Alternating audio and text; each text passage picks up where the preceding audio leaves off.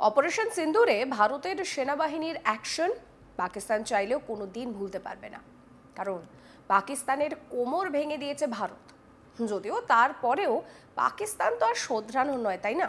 তারা বারবার বলছে ভারতের বিরুদ্ধে নাকি সমস্ত পরমাণু অস্ত্র তাক করা আছে, তারা নাকি সময় মতন সমস্ত কিছু বুঝে নেবে। তা যাই হোক, পাকিস্তান ছেঁড়া কাঁথায় শুয়ে লাখ টাকার স্বপ্ন দেখতেই পারে, কিন্তু তাতে তো ভারত হাত কুটিয়ে থাকবে না। এবার ভারতও কিন্তু বুঝিয়ে দিল যে অপারেশন সিন্দুর শুধুমাত্র একটা ট্রেলার ছিল। এরপরও যদি পাকিস্তান সন্ত্রাসী কার্যকলাপ বন্ধ না করে তাহলে তার ফল ভালো হবে না। এই কথা আমরা বলছি না, এই কথা বলছেন খোদ সেনাপ্রধান জেনারেল উপেন্দ্র দ্বিবেদী।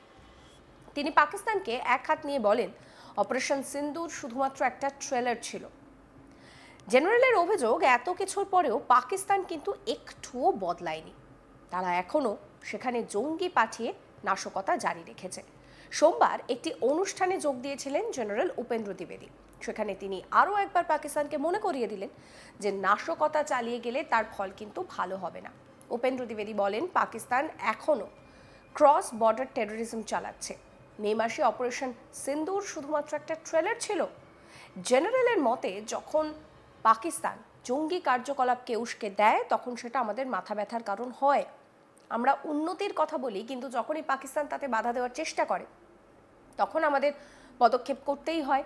জঙ্গি এবং তাদের হ্যান্ডেলারদের বিরুদ্ধে আমরা পদক্ষেপ করবই। যদি কোনো হুমকি বার্তা আসে আমরা জানি কাকে উত্তরটা দিতে হবে। শোনাবো আপনাদের কি বলছেন জেনারেল উপেন্দ্র দ্বিবেদী। 1.0 तो देखिए, मैं तो ये कहना चाहूँगा कि मूवी शुरू भी नहीं हुई थी, सिर्फ एक ट्रेलर दिखाया गया था और ट्रेलर के बाद 88 घंटे में वो ट्रेलर ख़त्म हो गया था। तो आगे आने वाले हालात कैसे होंगे, ये इसके बारे में हम पूरी तैयारी करके बैठे हुए हैं। और अगर कोई ऐसा हमें मौका देता है पाकिस्तान, तो हम उसको भरपूर एक शिक्षा प्रदान करना चाहेंगे उसको कि कैसे एक जिम्मेवार नेशन को अपने पड़ोसियों से बिहेव करना चाहिए। तो अगर हम एक ऑनगोइंग ऑपरेशन की बात करते हैं तो इंडियन आर्मी उन चैलेंजेस के लिए हमेशा तैयार है। देखिए, जब कोई भी ऑपरेशन होता है उससे कुछ ना कुछ हम शिक्षा ग्रहण कर सकते हैं। तो इस ऑपरेशन में भी हमने कुछ शिक्षा ग्रहण की। जैसे सबसे पहले तो हमने ये लेसन प्राप्त किया कि इसमें सबसे पहले चीज ये है कि जो डिसीजन मेकिंग है या जो आपने निर्णय लेना है उसके लिए समय बहुत कम है, और निर्णय आपको हर लेवल पे लेना पड़ेगा। क्या आप यहां पर निर्णय ले और फिर नीचे पास करें, नहीं हो सकता।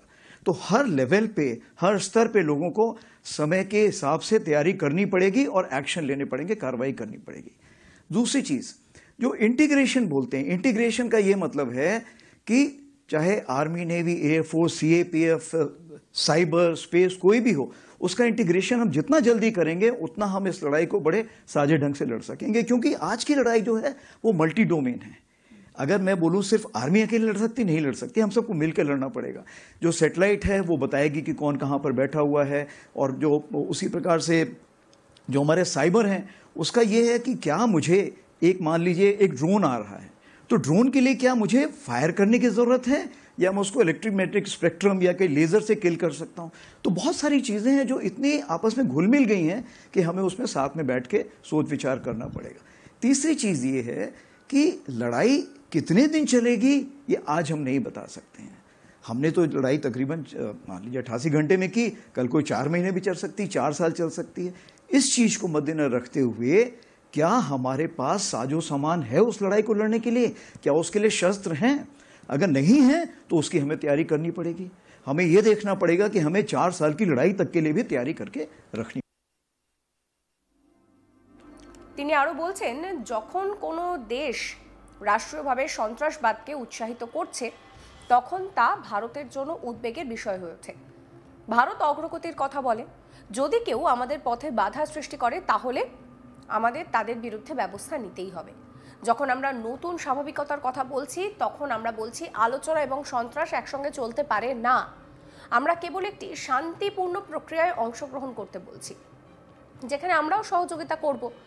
ততক্ষণ পর্যন্ত আমরা সন্ত্রাসবাদী এবং তাদের পৃষ্ঠপোষকদের সঙ্গে একই আচরণ করব।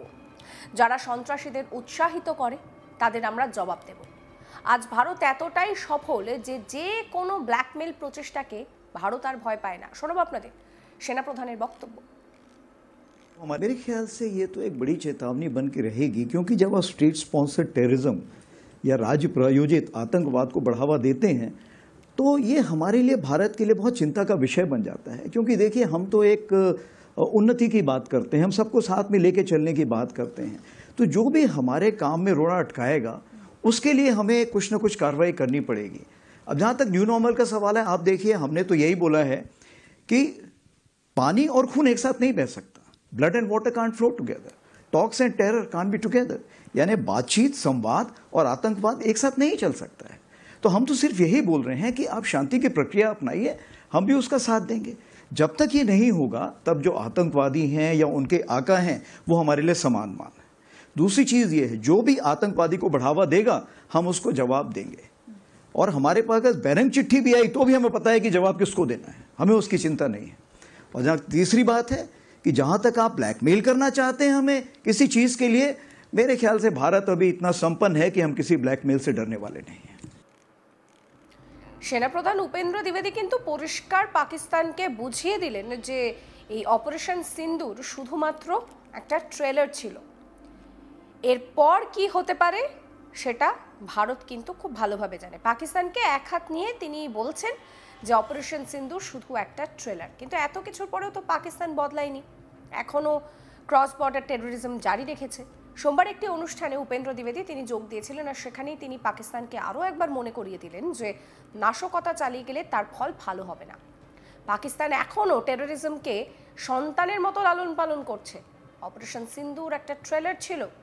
যখন পাকিস্তান জঙ্গি কার্যকলাপকে উস্কে দিচ্ছে সেটা কিন্তু ভারতের কাছে মাথা ব্যথার, আর ভারত যখন উন্নতির কথা বলছে তাতে পাকিস্তান বাধা দেওয়ার চেষ্টা করলে অবশ্যই পদক্ষেপ করা হবে। কি বলছেন উপেন্দ্র দ্বিবেদী, শোনাবো।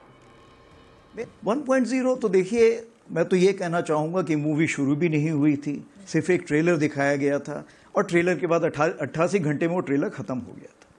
तो आगे आने वाले हालात कैसे होंगे ये, इसके बारे में हम पूरी तैयारी करके बैठे हुए हैं, और अगर कोई ऐसा हमें मौका देता है पाकिस्तान तो हम उसको भरपूर एक शिक्षा प्रदान करना चाहेंगे उसको कि कैसे एक जिम्मेवार नेशन को अपने पड़ोसियों से बिहेव करना चाहिए। तो अगर हम एक ऑनगोइंग ऑपरेशन की बात करते हैं तो इंडियन आर्मी उन चैलेंजेस के लिए हमेशा तैयार है।